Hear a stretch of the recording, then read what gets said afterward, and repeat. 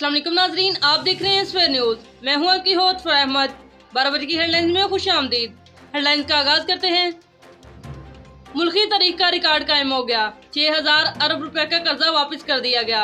वजीर आजम इमरान खान का दावा है कि मुल्क की माशियत मस्बत केसिस में जा रही है।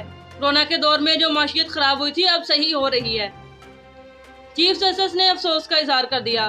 उन्होंने कहा कि पीपल पार्टी और नून लीग अपने ही दावे से फिर गए हैं। आर्टिकल 63 के अंदर कोई भी ऐसा इतलाक नहीं है जो सेंट्रल इलेक्शन के लिए मंजूर किया जाए।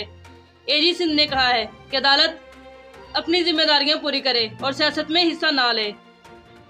पार्टी जनरल ने कहा है कि खरीदो फरोख्त पर सजा हो सकती है, लेकिन पार्टी के खिलाफ वोट देने से कोई सजा नहीं होती। मुल्क भर में 24 घंटों के अंदर कोरोना से मजीद 63 अफराद इंतकाल कर गए। 1500 नए केसेस रिपोर्ट हो चुके हैं, जबकि मुस्बत केसेस की शरह 3.7 तक रही।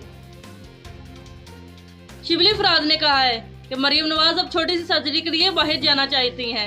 उन्होंने ऐसे अस्पताल क्यों नहीं बनाए जहां इलाज हो सके। मामूली से इलाज के लिए अब बाहर मुल्क जाना चाहती हैं।